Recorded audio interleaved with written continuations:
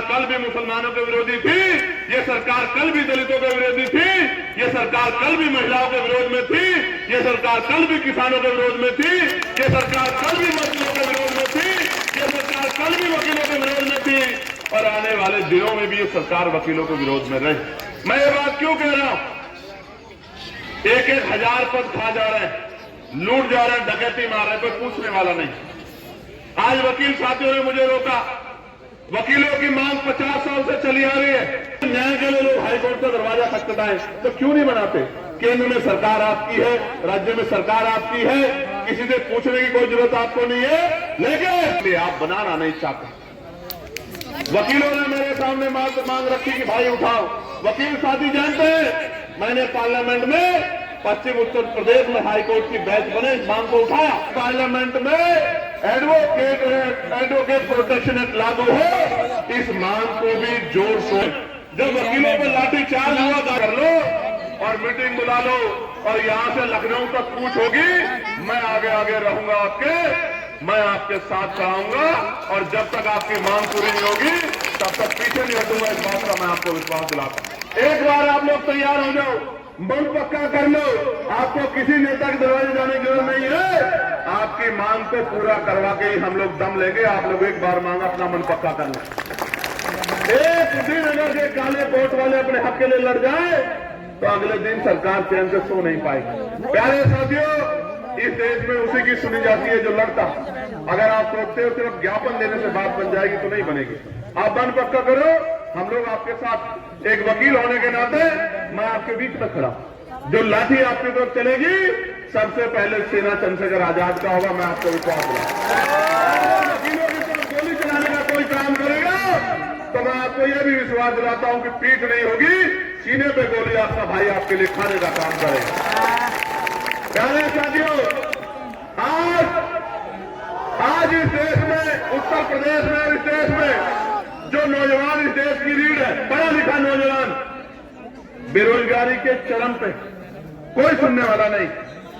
अभी इलाहाबाद, प्रयागराज इलाहाबाद में आंदोलन हो रहा था, आपने देखा होगा, यूपीएससी के बच्चे कर रहे थे।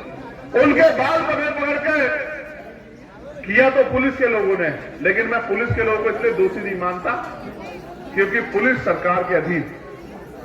नेता जो कहते हैं, मुख्यमंत्री जो कहते हैं, मंत्री जो कहते हैं, विधायक सांसद जो सरकार के कहते हैं, उनको करना पड़ता। नहीं करेंगे सस्पेंड कर देंगे, नहीं करेंगे ट्रांसफर कर देंगे। महापुरुष कह के, गाड़गे जी महाराज कह के, फूले साहब कह के, परमानंद लोधी जी कह कि किसी मां बहन को अपना घर चलाने के लिए किसी के आगे हाथ नहीं फैलाना पड़ेगा। उस मां को, उस बहन को घर पे रोजगार पहुंचाने का, रोजगार दिलाने का, सम्मान का जीवन दिलाने का काम आजाद समाज पार्टी काशीराम करेगी। मेरी बात को आप याद रखें। अपनी बच्चियों के लिए, अपनी बहनों के लिए, पढ़ी लिखी बहनों को रोजगार और जो नहीं पढ़ी है, पढ़ रही है, उनके लिए अच्छे स्कूल, कॉलेज, यूनिवर्सिटी बनाने का काम आजाद समाज पार्टी काशीराम करेगी। हमारे नौजवान भाइयों के लिए रोजगार की व्यवस्था, लोन की व्यवस्था, प्राइवेट सेक्टर में आप जानते हैं, मैं बिल लेके आया पार्लियामेंट में, निजी क्षेत्रों में एससी, एसटी, ओबीसी के तरफ बच्चों को रिजर्वेशन मिलना चाहिए, नौकरी रोजगार मिलना चाहिए।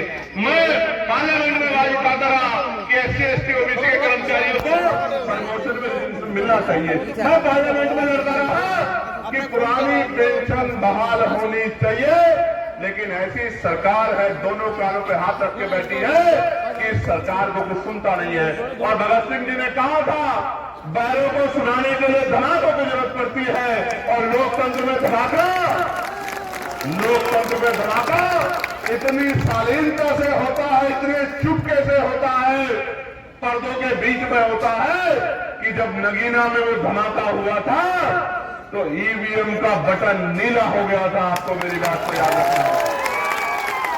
लोकतंत्र में धमाके गोलों से नहीं होते, लोकतंत्र में धमाके बटन दबाने से होते हैं, बटन दबाने से।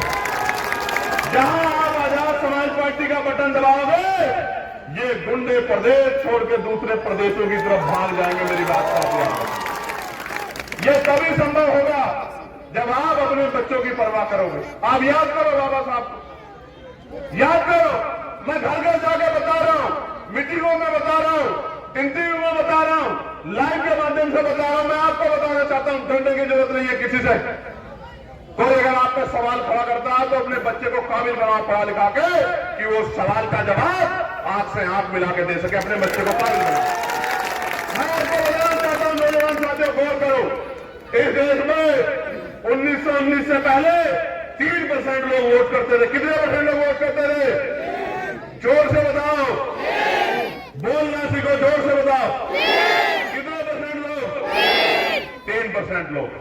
देश को जानना चाहिए, मीडिया को जानना चाहिए, नेताओं को जानना चाहिए, बहनों को जानना चाहिए, युवा नेताओं को जो भविष्य है समाज का, प्रदेश का, देश का, क्षेत्र का, उनको जानना चाहिए। 3% लोग वोट करते थे।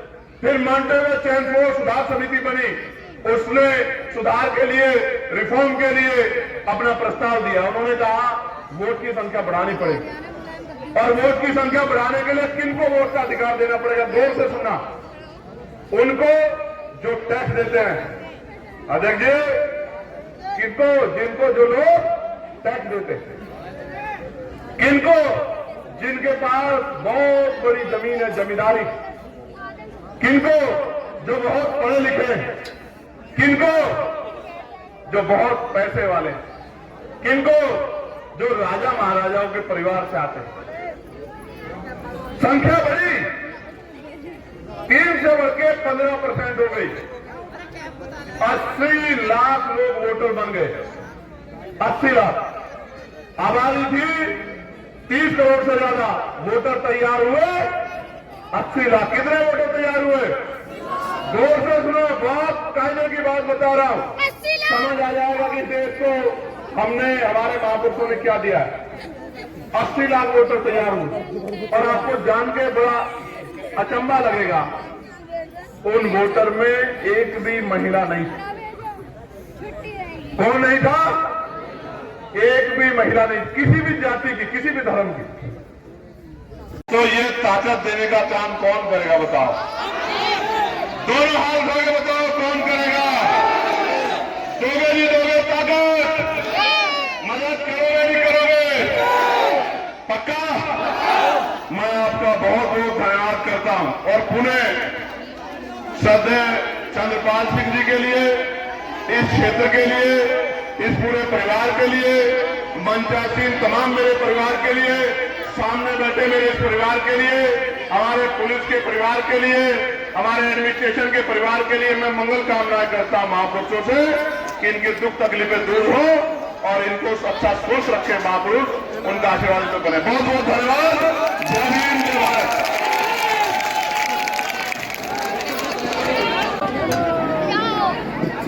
जिनको उनकी झलक प्राप्त हो जाती है, उनके चेहरे की जो चमक है, उनके चेहरे पर जो उनका उत्साह दिखाई देता है, ये फ्यूचर में, भविष्य में आजाद समाज पार्टी के लिए एक मील का पत्थर साबित होगा। 2027 में जब इस प्रदेश के अंदर विधानसभा का आम चुनाव होगा तो आजाद समाज पार्टी को बड़ा बहुमत इस उत्तर प्रदेश की जनता उनको देगी, और आदरणीय चंद्रशेखर आजाद को जो सांसद है, इस प्रदेश के मुख्यमंत्री की कुर्सी पर बैठाने का काम करेगी। ऐसा इस जनता का जोश, इस जनता का उत्साह जो देखने को मिल रहा है, आजाद समाज पार्टी के लिए एक मील का पत्थर साबित होगा। आपने जलाल